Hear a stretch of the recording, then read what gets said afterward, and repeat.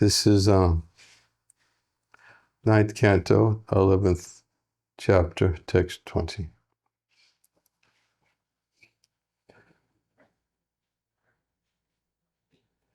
Nedam yasho raghupate suryachayata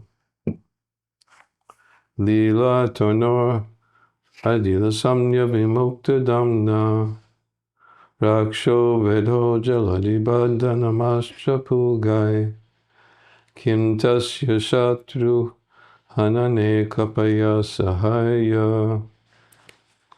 Translation.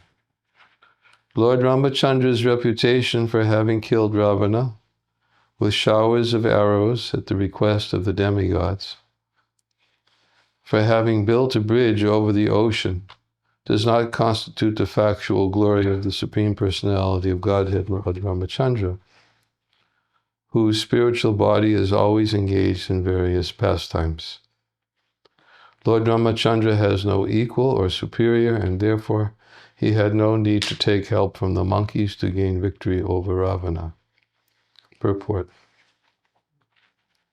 As stated in the Vedas, Svetasvatara Upanishad 6.8, Atasya karyam karanam cha vidyate, atat samascha dishyate, parasya shaktir vividhaiva shuyate, svabhaviki jnana bala kriya cha. Supreme Lord has nothing to do, no one is found to be equal to or greater than him, for everything is done naturally and systematically by his multifarious energies. The Lord has nothing to do, natasya karyam karanam cha vidyate. Whatever he does is his pastime. The Lord has no duty to perform to oblige anyone. Nonetheless, he appears to act to protect his devotees or kill his enemies. Of course, no one can be the Lord's enemy, since who could be more powerful than the Lord? There's actually no question of anyone's being his enemy.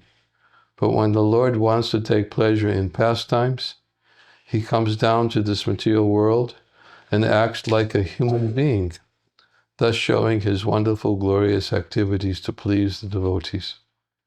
His devotees always want to see the Lord victorious in varied activities, and therefore to please him and them, the Lord sometimes agrees to act as a human being and perform wonderful, uncommon pastimes for the satisfaction of the devotees.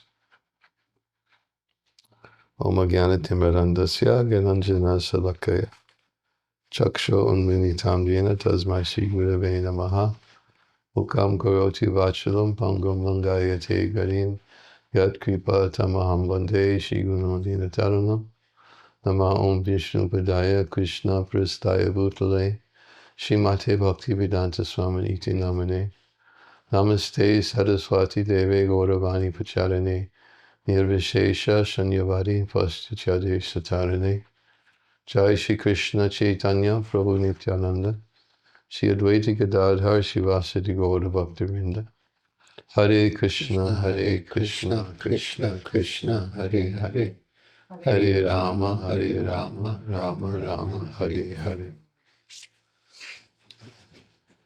There's two things from this verse and purport that catch my attention, and I would like to speak a little bit about them. First is Prabhupada quotes this verse from Svetasvatara Upanishad, how Krishna has nothing for him to do. Krishna says in Bhagavad Gita, Namam karmani limpanti name kama pale spriha iti mam yobijanati nam kama virnasa vidyate.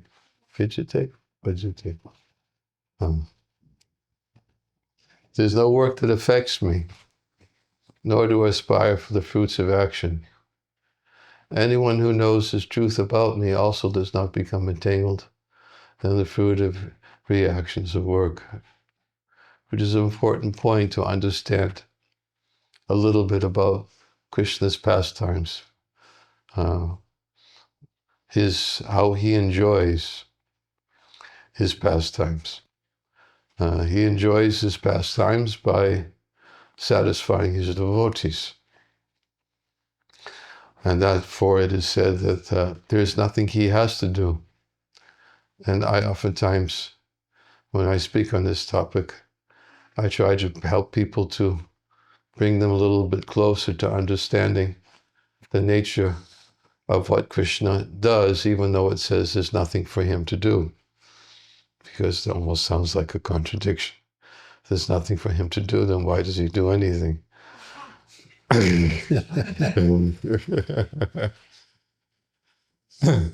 But there's nothing he has to do. That's where he says in Bhagavad Gita, there's no work that affects me, nor do I aspire for the fruits. So that means that Krishna doesn't have to do anything, because easily understandable to anybody. If he's the supreme, he is not bound to have to do anything, nor is he implicated if he doesn't do something. In our own experiences in life, we all we're bound to have to do certain things. And we have these bodies. And being bound by these bodies, we're bound to execute certain activities in order to maintain the body. We're bound to perform certain activities to protect the body. If we don't, there's consequences. We can give a whole list of consequences. If we don't work, and if we're responsible to work, and if we say, I just don't feel like working anymore, I'm going to stop today, and there's consequences. Everybody has their duties to perform and to perform their work, but Krishna says there's nothing I have to do.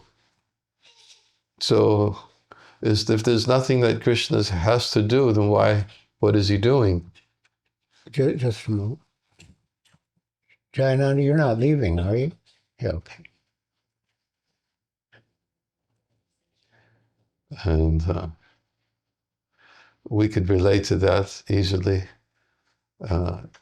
by asking everybody the question, if you had nothing you had to do, what would you do?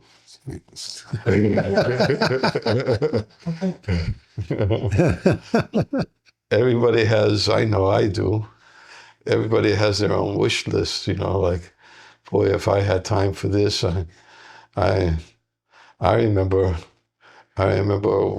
before I resigned from the GPC,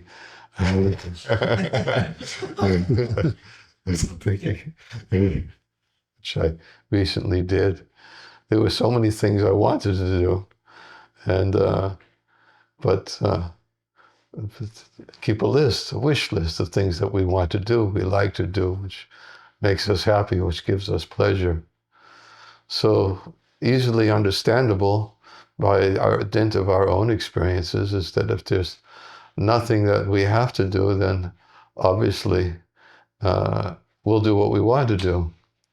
Well, Krishna is saying there's nothing I have to do, so that means whatever he does, he wants to do. And what does he want to do?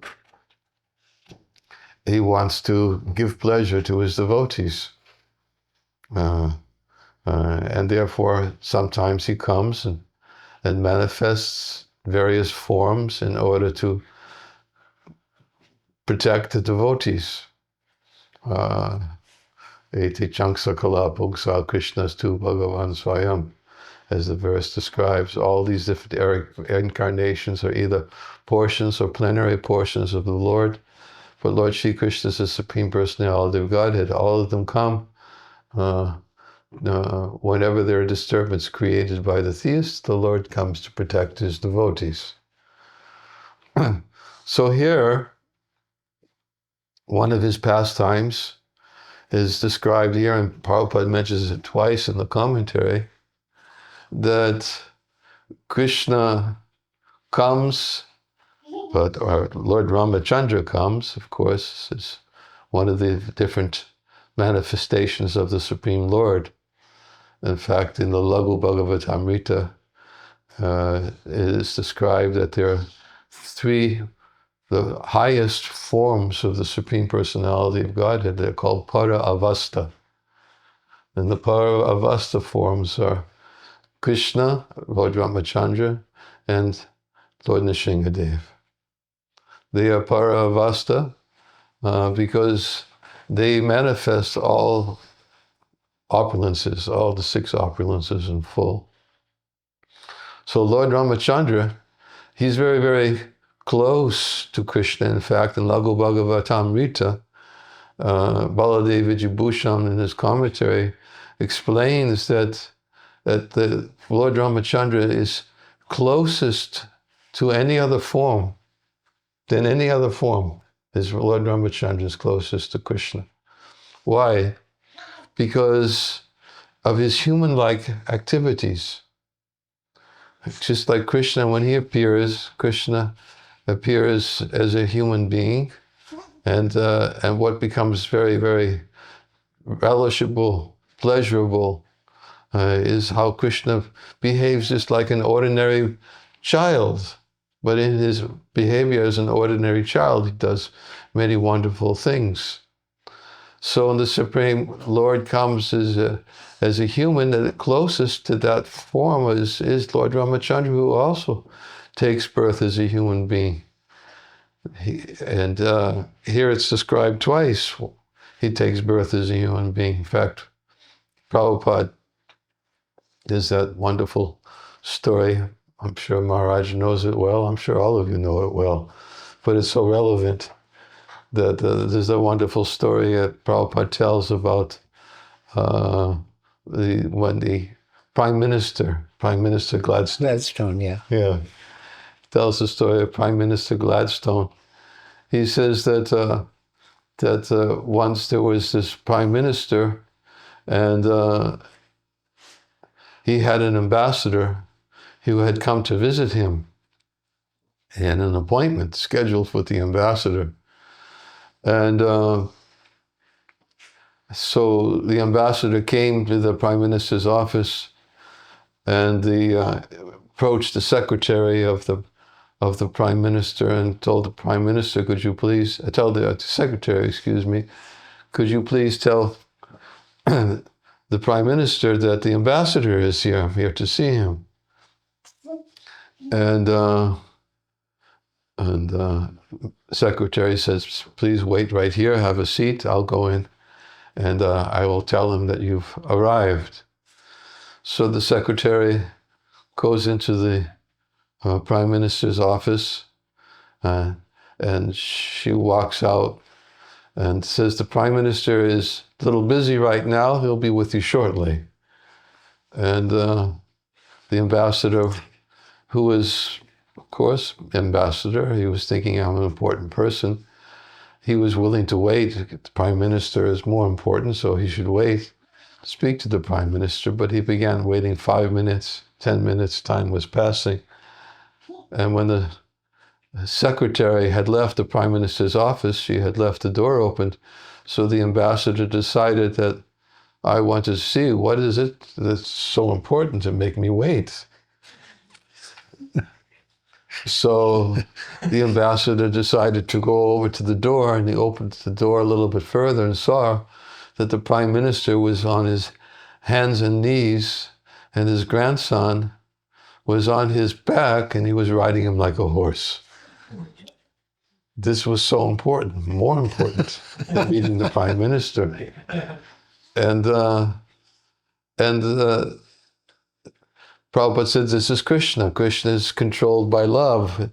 He is that what's more attractive to him is in the execution of his pastimes is reciprocating the loving exchanges of his devotees. And Prabhupada, when he told this story, he told it several different times, at different occasions.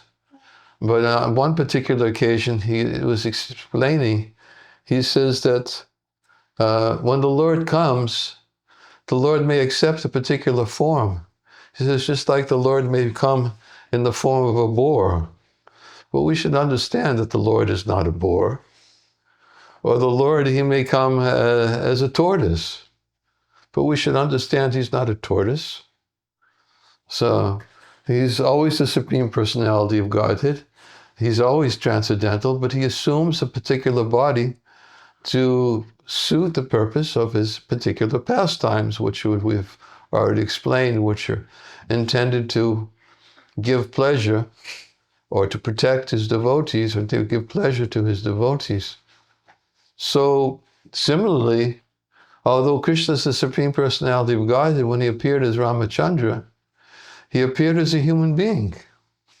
He's not a human being. He's the Supreme Personality of Godhead.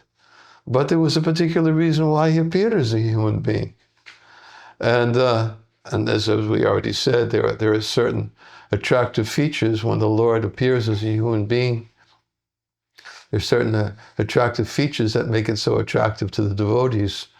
But one of the reasons why Lord Ramachandra appeared as a human being is because that Ravana had received the benediction from Lord Brahma that he would not be killed by any devatas or any other powerful personalities. But he thought he was so powerful. He thought both human beings and animals were so inconsequential that why should I bother to ask for a benediction to not be killed by a human being? So he chose of his own choice, because he considered to be so inconsequential. A human being could never defeat me. So as we know that the demigods, they appealed to Lord Brahma, and the sacrifice was performed. They understood that Maharaj Dasarath was very much inclined. He wanted to have a son, but he had no son, had no issue, so he was told to perform a particular type of sacrifice. And the demigods, they all understood that here's an opportunity. This Ravana, he's creating havoc. He's causing so much disturbance to the Brahmanas. He's causing so much disturbing throughout creation. He was traveling anywhere on his what's Pashu, what was the name of the ship that he received from Kuvera? I forget. The what he received? The airplane that he received. Oh. And he was traveling everywhere, creating so much chaos. Anyways, the demigods were thinking, here's an opportunity, and why don't we approach Lord Brahma? And then when they approached Lord Brahma, who was present, that because he's the one who gave the benediction to Ravana, then Krishna also appeared. It's described that Lord Vishnu appeared at the sacrificial performance. And no one else could see him. In fact, nobody else who was present at the sacrifice could even see the demigods who had all assembled there to speak to Lord Brahma. And Vishnu had appeared and said, and gave his assurance. He says, don't worry, I will appear to do the work of do what is required in order to take care of this Ravana who is creating so much chaos. Therefore, the sacrifice was performed. Some, what you would call it, some potion was produced. And someone came from the sacrificial fire and brought the potion. One portion of it was given to Kaikeyi, and she got the son Bharata. Another portion was given to Kaushalya, and Lord Ramachandra appeared as her son. And the other two portions were given to Sumitra and what's the fourth? Ram Leela is not so I remember. Anyways, and Lakshman and Satrughna that took birth from those who took the other two portions. And I wanted to just also to talk a little bit about this humanness, and specifically in relationship to Lord Ramachandra. And Lord Ramachandra is known as Mayada Purushottam. And Mayada Purushottam means is that he came to teach as an example, as an ideal king, and manifested so many ideal qualities as the ideal king. I wanted just to read a little bit about those qualities as Mayada Purushottam. Of course, Krishna appeared as Lila Purushottam. And Purushottam means the highest. Mayada means he came to teach the highest religious principles and morality as an ideal king, and not only as an ideal king, but as an ideal son. These are all mentioned in this list I have of Mayada Purushottam, that he was different examples as he was an ideal husband. He had taken vrata, ekapatni vrata, that he would accept only one wife, and that's the one reason when the sages of Dandakaranya, they became so much attracted to the form of Lord Ramachandra, and they were thinking it would be so wonderful if they could actually become associates of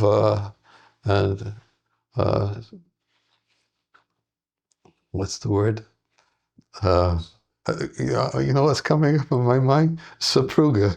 I don't know. Consort. Sapruga is a Russian word.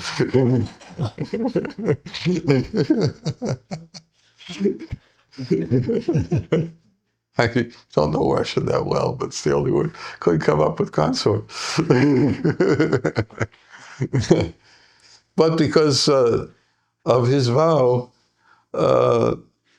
they had to wait till when Krishna would come and they would take birth as gopis to get an opportunity to associate as consorts of the Lord as gopis. So he was an ideal husband by taking that vow, ekapatni vrata, and also in rescuing Sita. Also, when Sita requested Ram to capture the golden deer, he submitted himself to the request of his wife in capturing Maricha, of course, submissive to the request of his wife. And also another example which is given here is that when he performed the Ashwamedha yagya later, he had a gold image made of Sita for the yagya, and all future yagyas, 10,000 of them, after Sita had departed.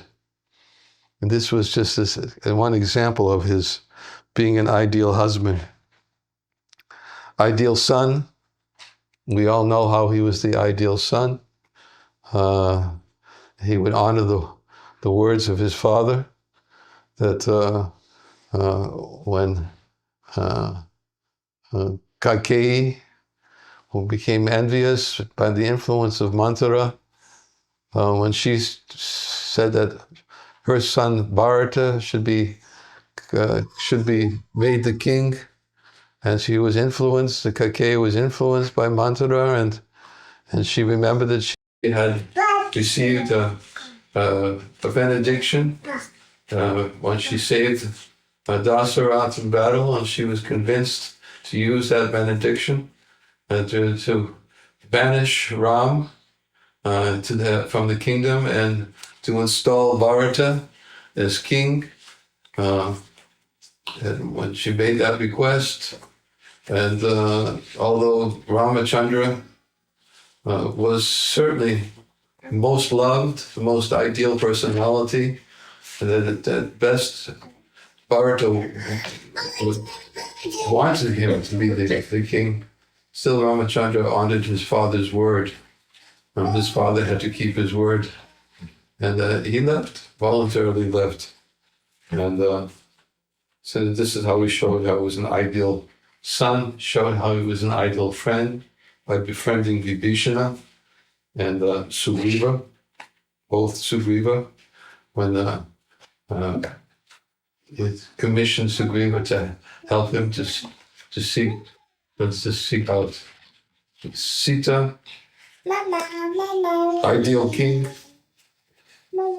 banishing Sita. When the example was given that when he had heard that somebody was criticizing him for accepting Sita, even though she had stayed in the place of another man, and they accused him of being henpecked, wasn't it? That some person henpecked, influenced by that man. So when he heard that, he became the teaching by an ideal king, he banished Sita. Anyways, these are just some examples of how he showed as an ideal king how to properly behave as the ideal king, right, in order to teach the citizens. And I wanted to read, this is what I wanted to read actually. I wanted to read this very, very nice list in the Ramayana. There's a very nice list of Ramachandra's virtues as the ideal king. And I thought that, so much could be said about each of them, but ideal king means he came to teach the citizens of Ayodhya. All of them loved him, respected him, honored him, considered him to be like a father, and loved him. In fact, it's even described in the Bhagavatam, all the residents of Ayodhya, when Lord Ramachandra departed, all the residents of Ayodhya, they all returned to Ayodhya in the spiritual world where Lord Ramachandra is eternally manifest, with all those who serve him as perfect Aryans, who have perfect ideal human-like behavior. And the other thing I was going to say from Laghu Bhagavatamrita is, and Rupa Goswami explains how all of these different forms of the Lord, they have their eternal residences in the spiritual world. And as we said, that Lord Ramachandra, one of his example of being a human-like pastimes is that he took his birth as the son of Dasarath and Kaushalya. But even there are others that are described in the Laghu Bhagavatamrita. There are different forms of the Lord who appear in this world, but they'll self-manifest. Like Matsya, he was self-manifest. Kurma was self-manifest. Nrsingadev, his mother was a pillar. Self-manifest himself in the form of a pillar. But it's another reason which makes Ram so close in his because of his human-like activities. But they have their eternal abodes. And Lord Ramachandra, he has his eternal abode in the spiritual world. I was going to talk about something else, but I've started already speaking a little bit longer than I expected, and I wanted to read these virtues, which I think they're very, very, very wonderful. A list of virtues which Lord Ramachandra taught by his ideal behavior and by his ideal example for all the citizens of Ayodhya.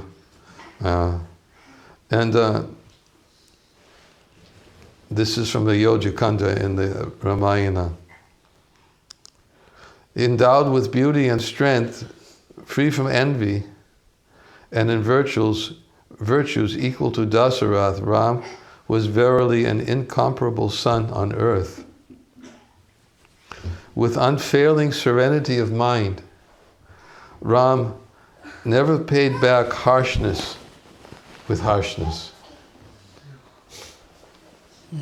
in his dealing. I'm not going to, if I start going on, there's a lot of things that could be said about this.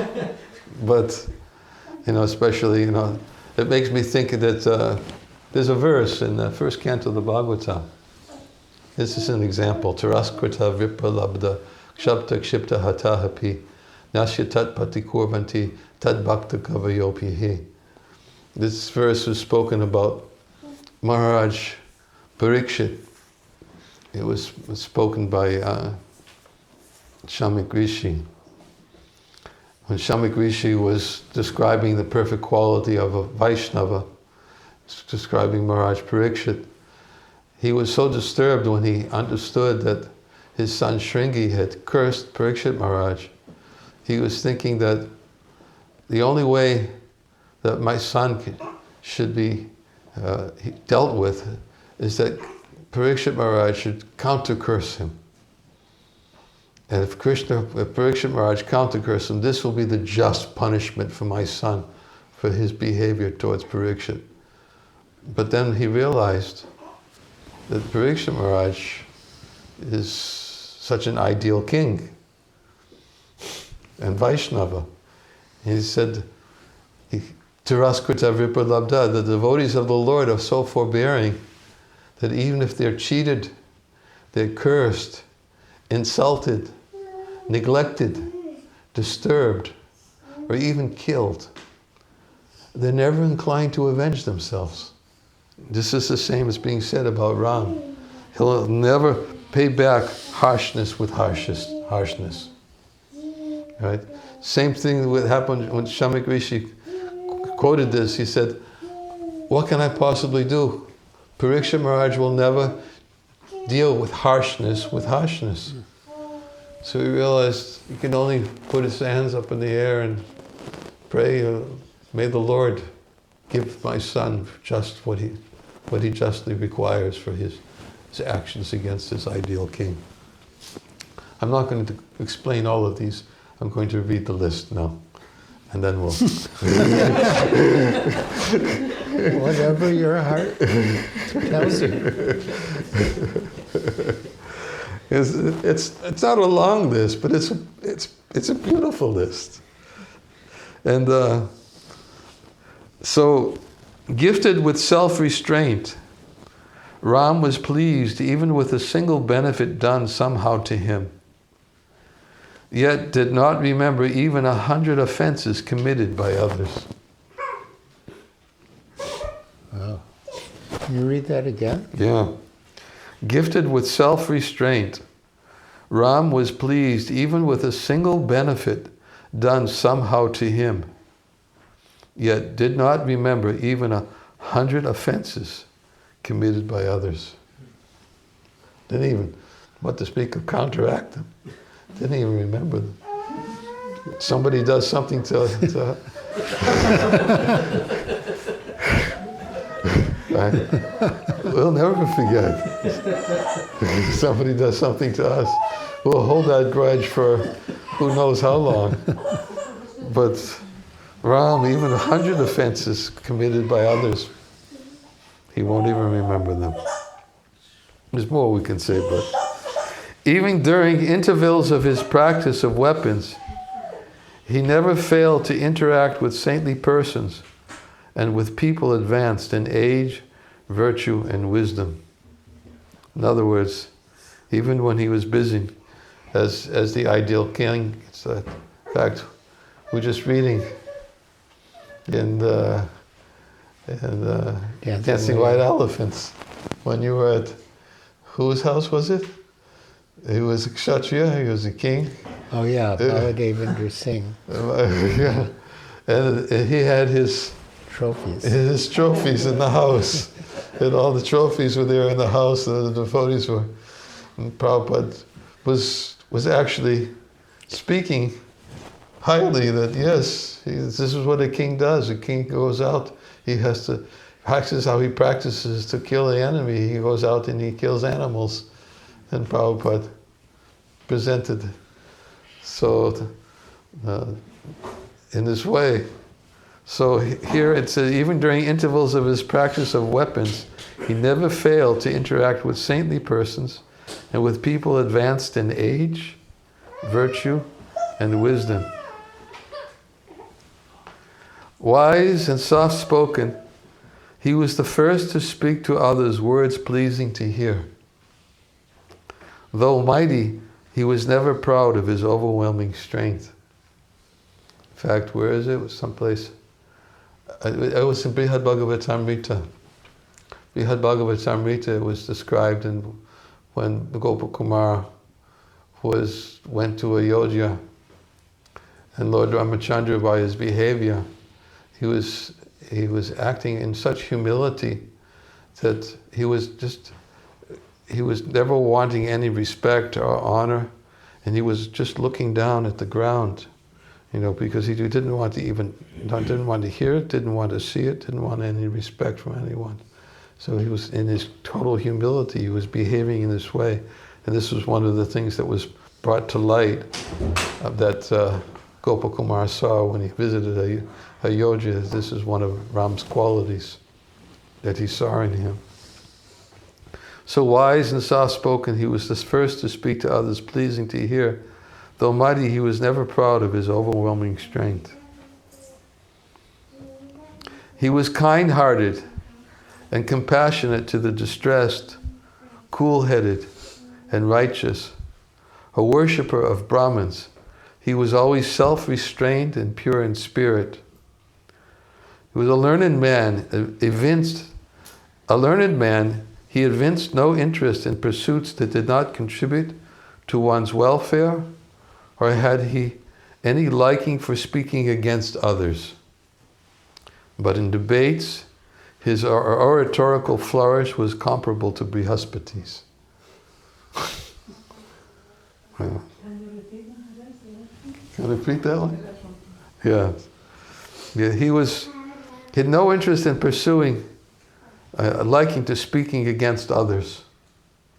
But when he was engaged in a debate, his oratorical flourish was comparable to Brihaspati's. In other words, he would always take the position, represent, the highest position, and if there was some resistance to that highest position, then he was prepared to engage in debate, and he was on the platform of Brihaspati in his presentation.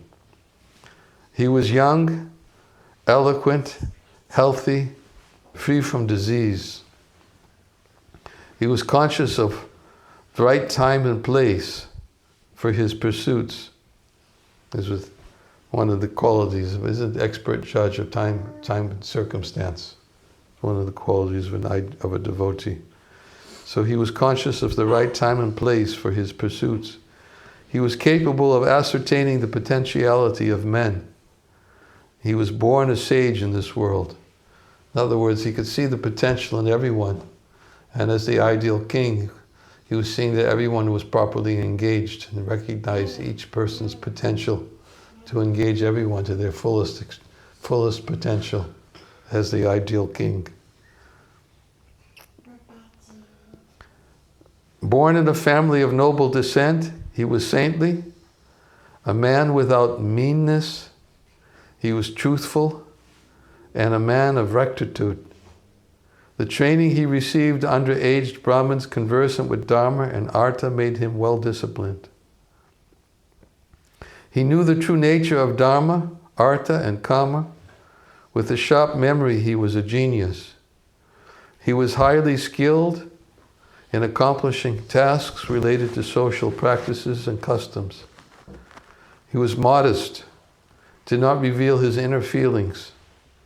He counseled in secrecy and had good friends. Never was his anger or pleasure in vain. He knew the occasion when to sacrifice and when to exercise restraint. He was versed in scriptures. He was grateful to those who did him some good and skilled in differentiating the comparative merits of men. Fair in his judgment, he dispensed justice in accordance with law by reprimanding the delinquent and favoring the honest. He was skilled in receiving and encouraging the righteous and in punishing the wicked. He knew whom to punish. He knew the right means of raising revenue and also expending money in the prescribed manner. I didn't read them all, I only read some of them. But these were all, as we said, the purposes for which he came. Came, of course, to deal with Ravana and to destroy Ravana, and he appeared as a human being. But as Mayada Purushottam, he came to teach what was the ideal behavior. And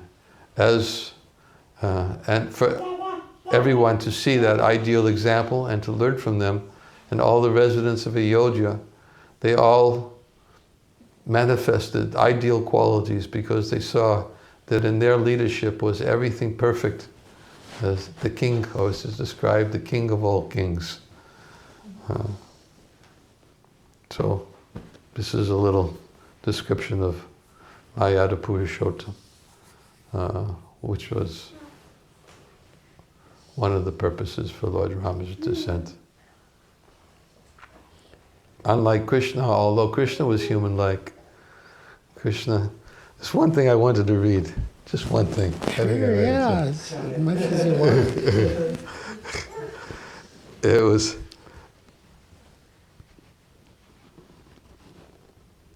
this is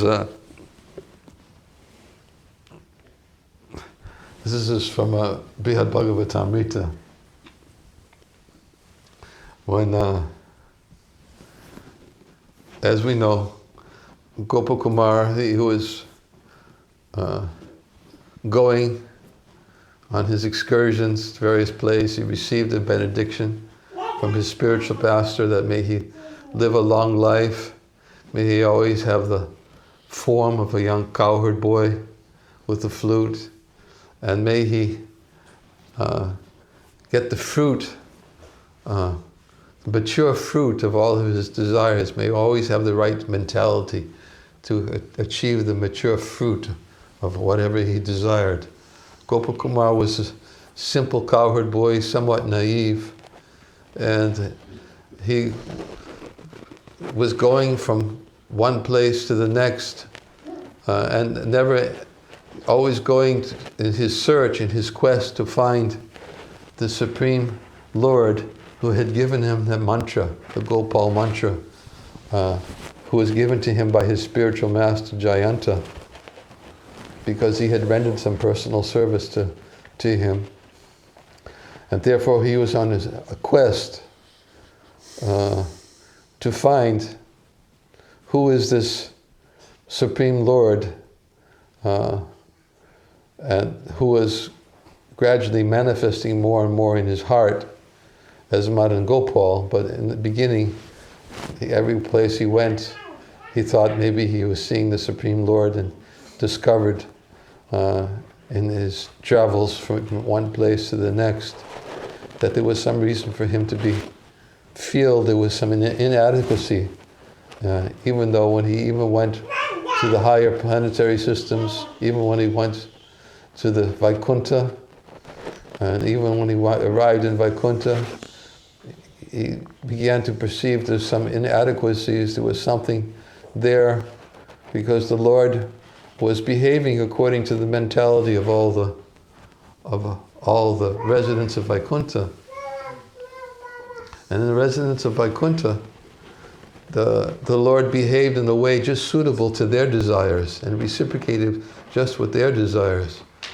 So that when Gopakumar first saw Vaikuntanath in the spiritual world, when he first saw him sitting on the throne, he was thinking, finally, he had appeared.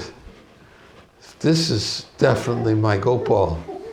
And he called out, Gopal!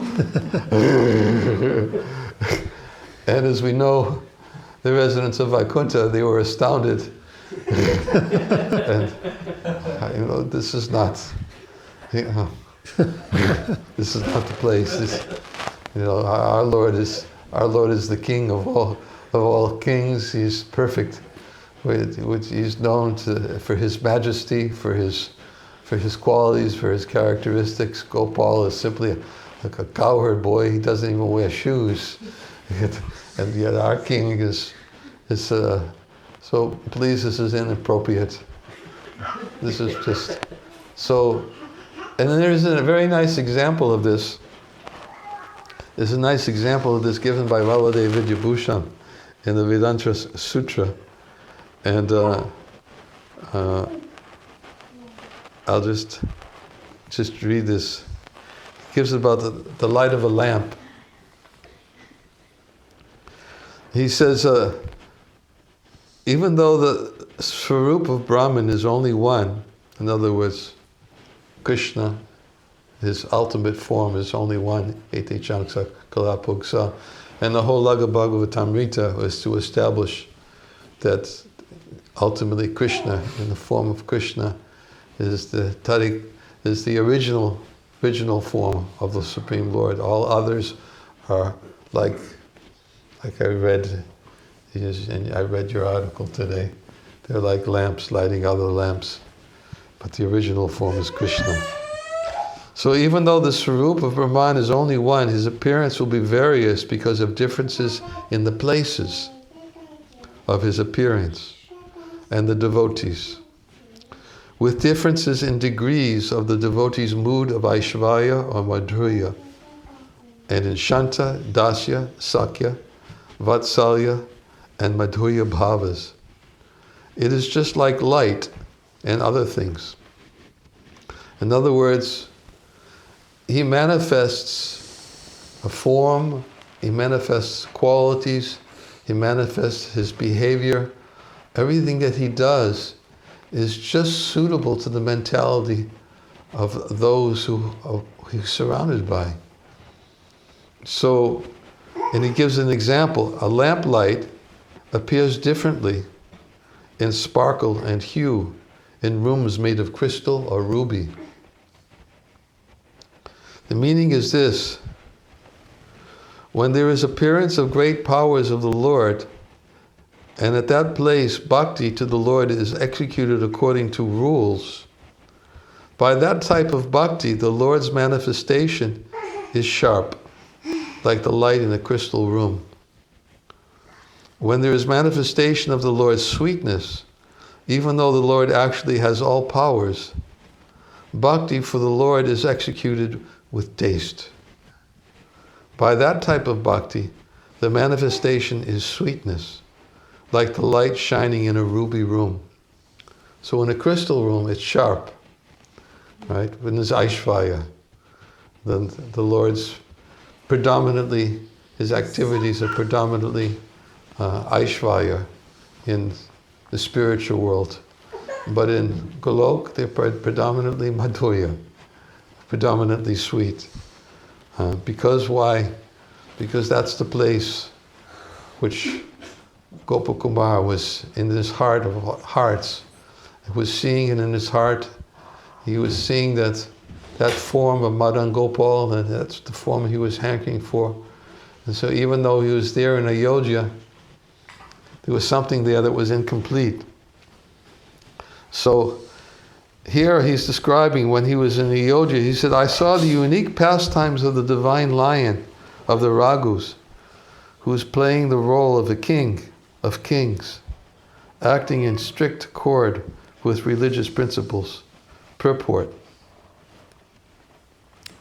In a subtle way, Gopakumar now begins to express the dissatisfaction that will eventually compel him to find an even better abode of the Supreme Lord than Ayodhya. Lord Ramachandra acted just like a pious king of the world, obeying the rules and regulations of the Dhamma Shastras. Gopakumar never saw him. This is what I was telling you last night. Gopakumar never saw him violate any religious principles. So that was one thing he noticed. That's why I was feeling dissatisfaction. Because he never saw him violate religious principles. Because as Ramachandra, he never violated religious principles. And then it says here, this implies that the Lord was not free to display the highest extreme of compassion for his devotees.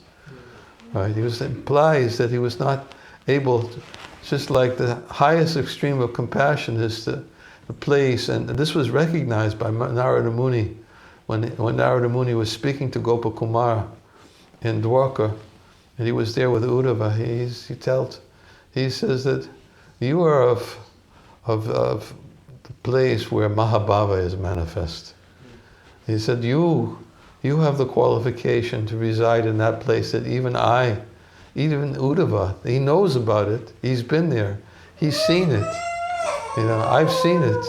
But we cannot reside there, but you have that place of Mahabhava. And Mahabhava is actually explained in one place. Mahabhava is explained in Ujjvala Nilamani. It's especially the Mahabhava which is manifested in the gopis of Vrindavan. The symptom of their Mahabhava is that they disobey Vedic principles and they disobey their elders.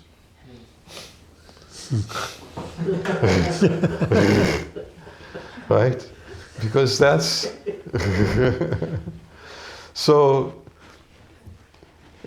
Krishna describes here, this implies that the Lord was not free to display the highest extreme of compassion for his devotees.